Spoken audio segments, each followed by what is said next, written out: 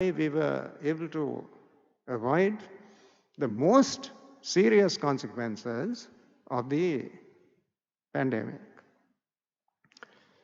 At that time, I was Minister of Education in our country.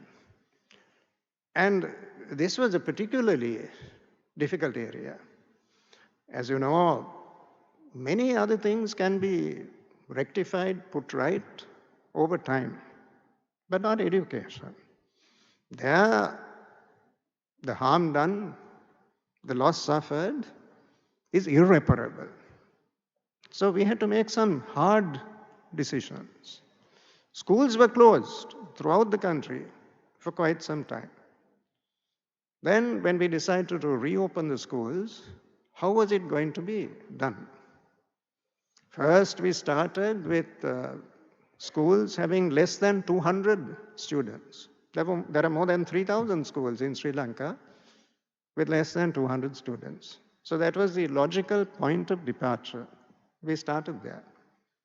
Then we gave priority to students who are about to sit for their examinations, the ordinary level examination, the advanced level examination.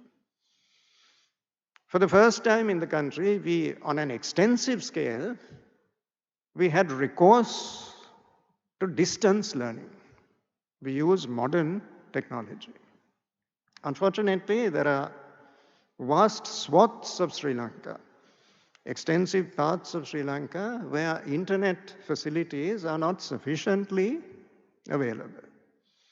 This posed a very serious problem relating to social equity, access, because all these students sit for common examinations, and if privileges and advantages are available in the urban and suburban areas of the country, which are denied to students coming from the rural hinterland, then you have a serious social problem. And we must remember that Sri Lanka is a country that lived through two youth insurrections, one in 1971, the other in 1988-89.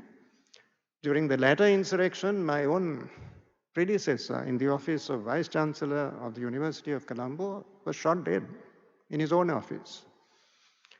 Not because he had done anything to annoy anybody, but it was a symbolic assassination, indicative of the indignation which young people felt, not against a government or against a political party, but against the established social order in general. So for that reason, we were perennially conscious of the underlying dangers, and that it would be a mistake to resort to methods of education which unwittingly confer upon a section of students in Sri Lanka advantages that are withheld from others. Then, with regard to tourism, that is one of our main sources of foreign exchange. Tourism is worth approximately $4.2 billion a year to Sri Lanka. And during the period of the pandemic, Sri Lanka lost almost all our major sources of foreign exchange. Tourism was one. Now here again, there was a need to admit reasonable numbers of tourists into the country under controlled conditions. So we evolved and refined and developed the concept of a tourism bubble that we have done even 2 days ago with my colleague, the Minister of Tourism. We had a Zoom conference with all 66 of Sri Lanka's missions abroad. We have 66 missions abroad. And I addressed all our heads of mission to explore ways and means of bringing tourists into our country, earning desperately needed foreign exchange without jeopardizing the health of our people. The other important source of foreign exchange, of course, was the money that comes into the exchequer of Sri Lanka from the efforts of our own employees working in other countries, including the United Arab Emirates. Yesterday, I had the pleasure of a very useful discussion with His Highness, Sheikh Abdullah Al Nahyan, the Foreign Minister of the United Arab Emirates. And among the topics that we discussed was admitting into the UAE larger numbers of Sri Lankans. He told me the UAE is very eager to admit more Sri Lankans. They're committed, they're disciplined, they can be relied upon. So this is something that we needed to foster and develop, particularly under the harsh conditions of COVID-19, in order to alleviate the negative impact on Sri Lanka's economy. So in sum, I would say that a remedy lies in fully exploiting our collective strength, the collective strength of the countries around the Indian Ocean. There's no need to reinvent the wheel. We have all had extensive experience in somewhat different contexts. Of course, it is not possible for any country uncritically to adopt the positive experience of another. There's no size that fits everybody. We need to look at successful experiments elsewhere, but have the creativity and the resilience to adapt that experience to suit the permutation and combination of circumstances in our own country. So I think together we can prevail. If we have a coherent strategy, if we define our objective, and a modus operandi that suits our different cultures. One last plea. I think the Bretton Woods institutions like the World Bank, we have taken this up with the World Bank. If something can be done to restructure the debt of our countries, we have finite, limited resources, but we find ourselves compelled to utilize a very substantial section of those resources for the purpose of debt repayment. That leaves us with infinitesimal resources to grapple with the urgent problems of our countries. So if some relief can be made available in that regard, I think that would be a tremendous fillip. It would help us enormously to grapple with these problems to our collective advantage. So may I then conclude on the note on which I began. It's always useful to have discussions of this kind, to pool our thoughts, our insights and perceptions, and to identify a trajectory forward. So may I then, once again, very warmly congratulate all those who have made this initiative possible. I thank you and I wish your deliberations every success. Thank you. Thank you, Your Excellency. Your Excellency, if you could take a few questions.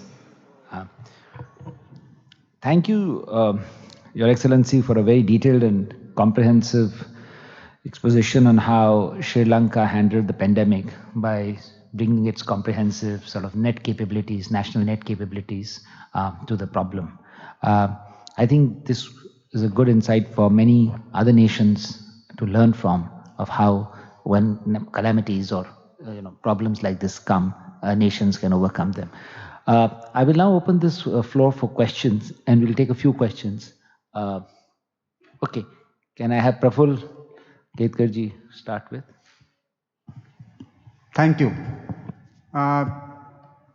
Thanks, sir, for your articulation and sharing insights about the way Sri Lanka has fought with this pandemic-related exigencies.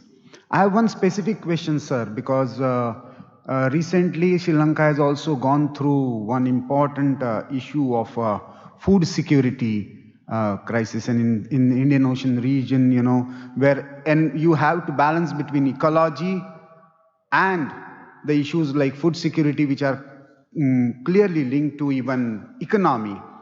Would you like to share your insights and experience about how and why should we deal with this issue of managing a progressive step like organic farming and still ensuring food security? Thank you. Well, I think we have to take into account different objectives of policy and try to evolve solutions which are pragmatic. The objective of what was attempted in Sri Lanka was very laudable. There's no doubt about the correctness of that policy to move away from chemical to organic fertilizer. But through practical experience, we realize that there's a certain time frame that is required for the successful implementation of this policy. And during the last 3 weeks or so, we have put in place a series of regulations which have enabled the requirements of the farmers to be catered for while not losing sight of the ultimate objective. This has been a subject of discussion in our country, in Parliament, outside Parliament for the last 2-3 months.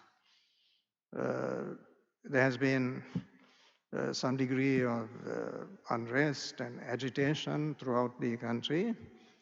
But I think we have now arrived at a policy which will ensure that there will not be food scarcities in the country. But at the same time, the long-term objective is something that is obviously in the interest of the people of our country, that is recognized. And we have, I think, now been able to formulate a policy which is sustainable and socially acceptable. Yes. Yes. We'll take one more question. And then stop them. Good afternoon, sir. So my question is more towards the theme of this conference, the 3 E's that we talk about. Case in mind being, sir, in today's times, what we've seen, especially in the international arena, has been a conflicting trinity of the 3 E's, given that the very recent case of how China sent fertilizers to Sri Lanka, and then they were tested for bacterial infections and then led to a diplomatic tussle, China banning a Sri Lankan bank, blacklisting it to be exact. So in this case, we see that a nation state makes use of an epidemic scenario, an economic crisis caused due to it to further its own agendas. So how does one move from this conflicting trinity to more of a harmonious reconstruction, sir? No, I think it is easy to overplay that issue. It is not really a conflict between Sri Lanka and the People's Republic of China at all. It is a dispute with regard to a commercial transaction. It is a matter that is now pending before the courts of Sri Lanka. And we are making every effort to diffuse this in order to ensure that no damage is caused to the very warm and cordial relationship between the two countries. We are addressing it at the commercial level. That is basically what it is. It is a commercial dispute. And I do not believe for one moment that it will have serious repercussions on the bilateral relationship between the two countries. Okay. Do we have any further questions? Stoblan Saab, you have one question. And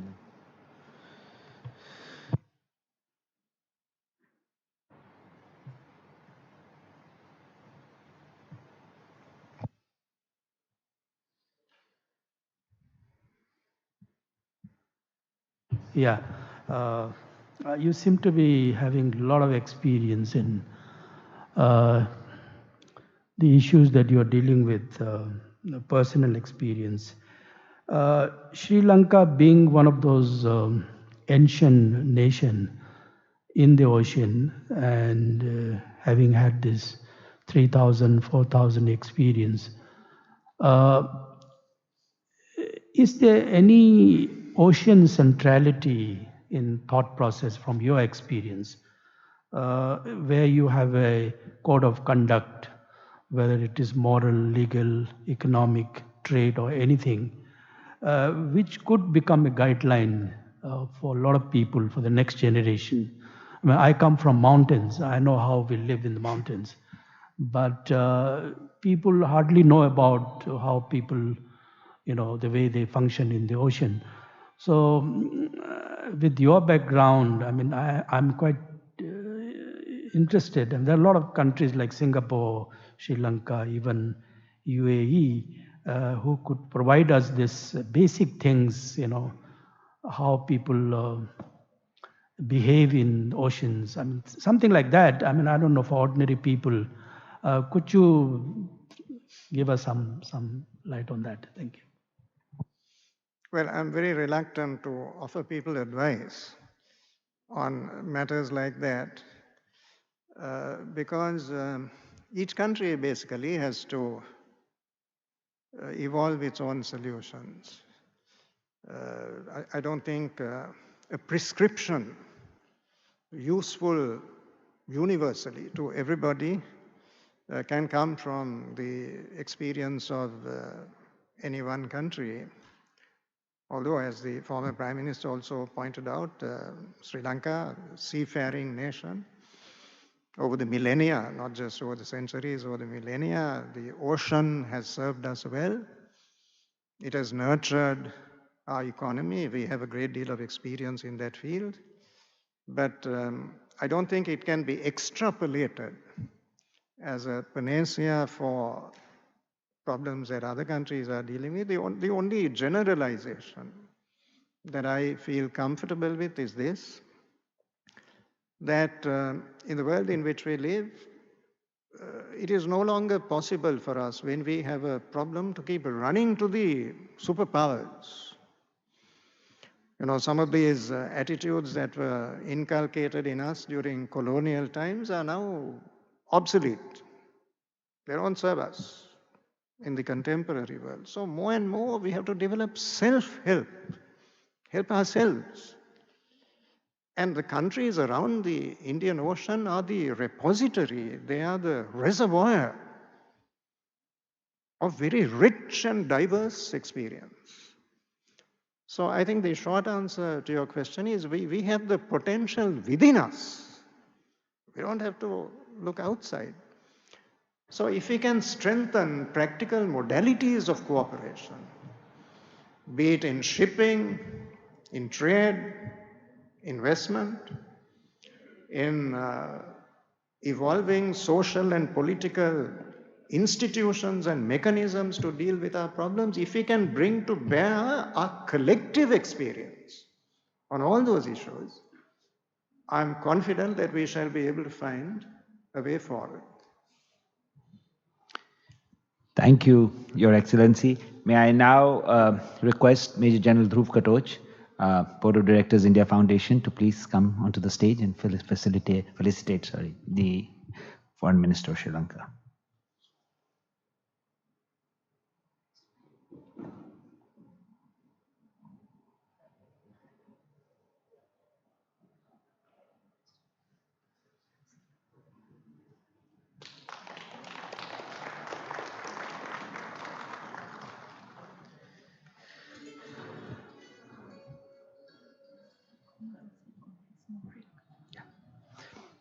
Our next speaker is His Excellency Dhoihir Dhoulkamal, the Foreign Minister of Comoros. Unfortunately, he could not join us in person, and therefore his speech will be delivered by his ambassador to the United Arab Emirates, who I may now please request to come to the podium and give his remarks. The speech will be in French, and We have a translator on the site who will then summarize the speech after the speech is delivered. Unfortunately, we will not be able to take any questions, but we will get the advantage of hearing the views from Comoros.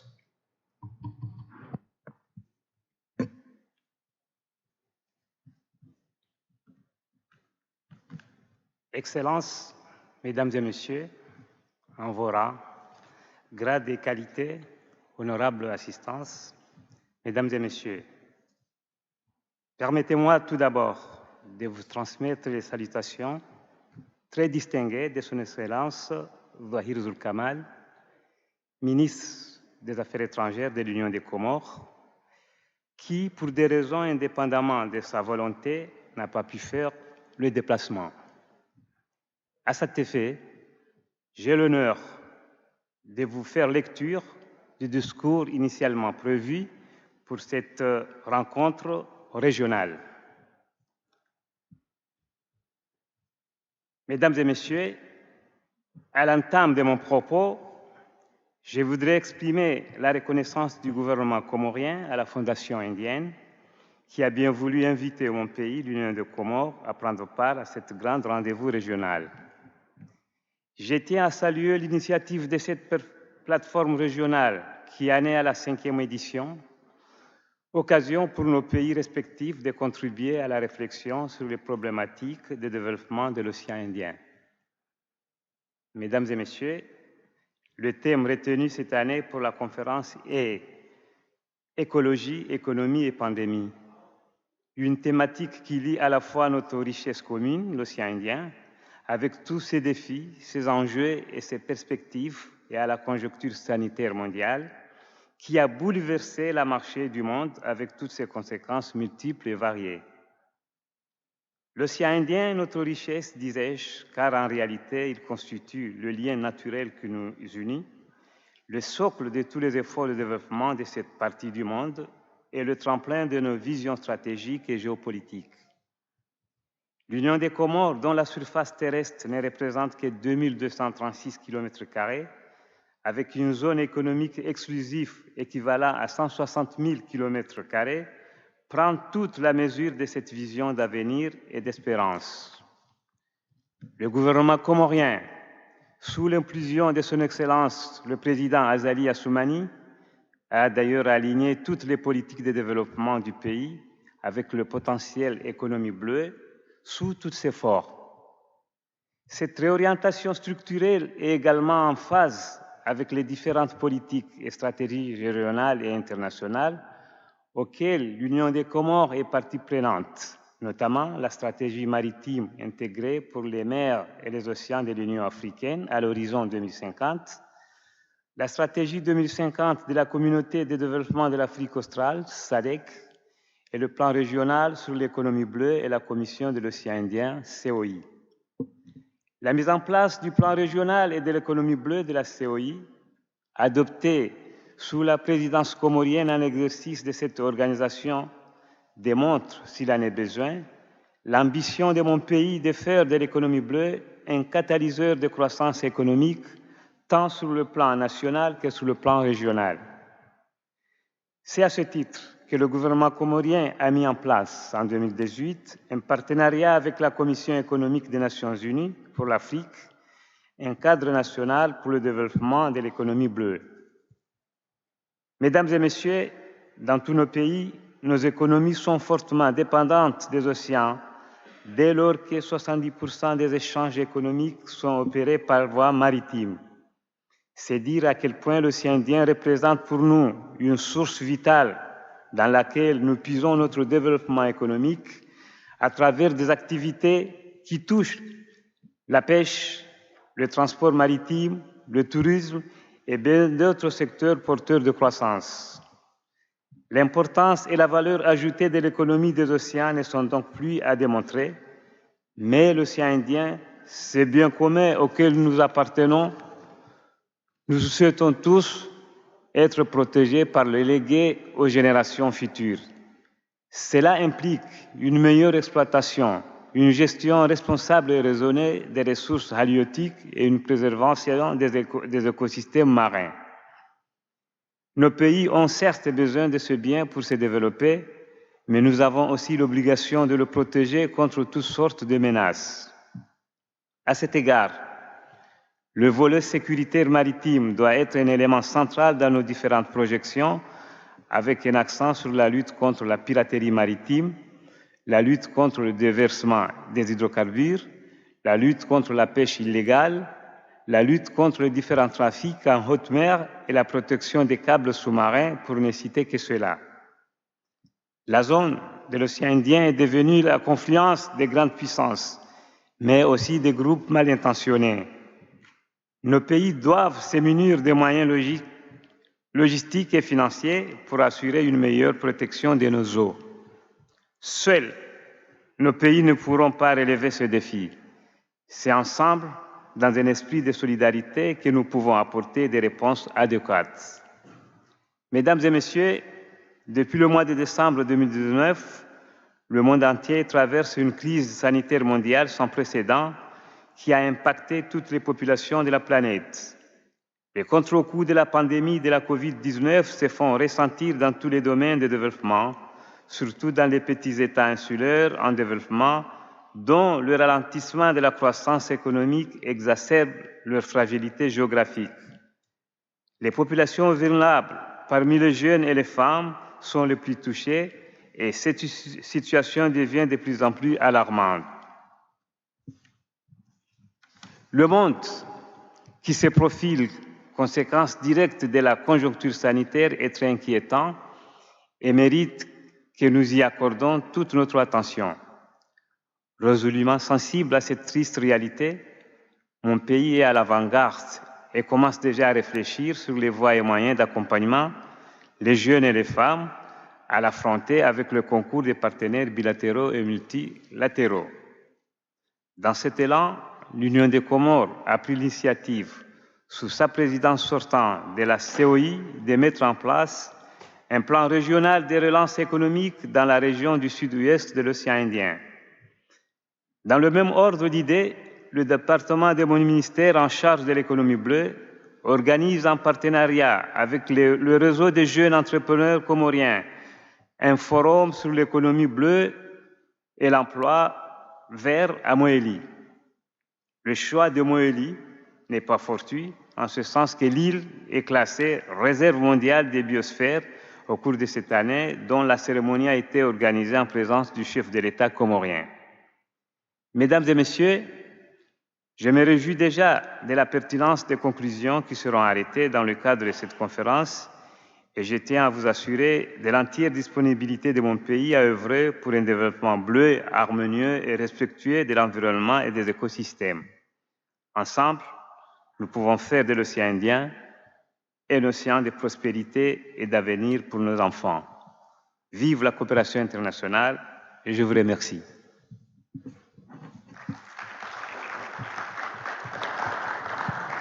Yeah, can we have the translation, English translation now, please? Merci beaucoup, monsieur. The minister expresses his gratitude for being invited to the conference and giving Comoros the opportunity to participate in this regional meet. The Indian Ocean, our wealth, is the natural link that unites us, the foundation of all development efforts in this part of the world, and the springboard of our strategic and geopolitical visions. He says, with a land of only 2236 kilometers square, Comoros is fully aware and has aligned all the development policies of the country with the potential blue economy. This structural reorientation is also in line with the various regional and international policies and strategies to which the Union of Comoros is a stakeholder, notably the 2050 Africa's Integrated Maritime Strategy, the Southern African Development Community, and the Indian Ocean Commission Regional Plan on the Blue Economy.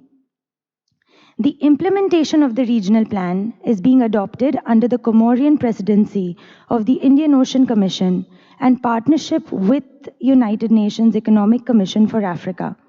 This demonstrates Comoros' commitment to make the blue economy a catalyst for economic growth, both nationally and regionally. The minister then emphasizes why a focus on the blue economy is essential. In all our countries, our economies are highly dependent on the oceans, since 70% of economic exchanges are carried out by sea. And it is our, I quote, obligation to protect it, close quote. This means better exploitation, a responsible and reasoned management of fisheries, resources, and a preservation of maritime ecosystems. On security, he draws attention to the rise of ill-intentioned groups in the region and the need for logistical and financial means to protect our waters better.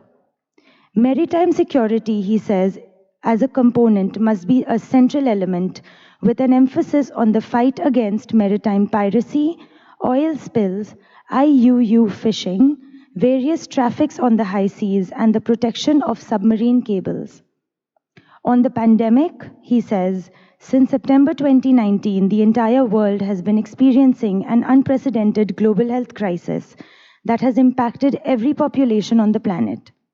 The aftershocks of the COVID-19 pandemic are being felt in all areas of development, especially in small island developing states, on vulnerable populations, including the youth and women. Comoros has begun to reflect on ways to support young people and the women to face this, with the help of bilateral and multilateral partners. Under IOC's leadership, the Union of Comoros has taken the initiative to set up a regional economic recovery plan for the Southwest Indian Ocean region. The ministry in charge of the blue economy, in partnership with the network of young Comorian entrepreneurs, is organizing a forum on the blue economy and green employment in Moheli. Moheli was classified as a World Biosphere Reserve this year and therefore contributes to why the location is significant. The minister closes by expressing his eagerness to learn more about conclusions reached and frameworks adopted at this conference. He assures complete support from Comoros to work for a harmonious blue development that respects the environment and ecosystems. He ends on a high note saying, "Long live international cooperation." Thank you. Thank you, sir. Thank you. Thank you, Soumya.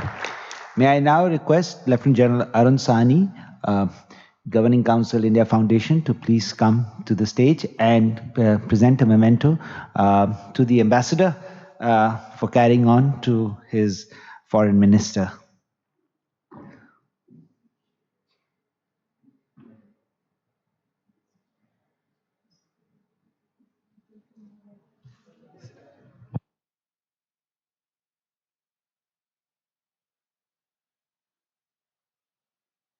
Thank you, sir.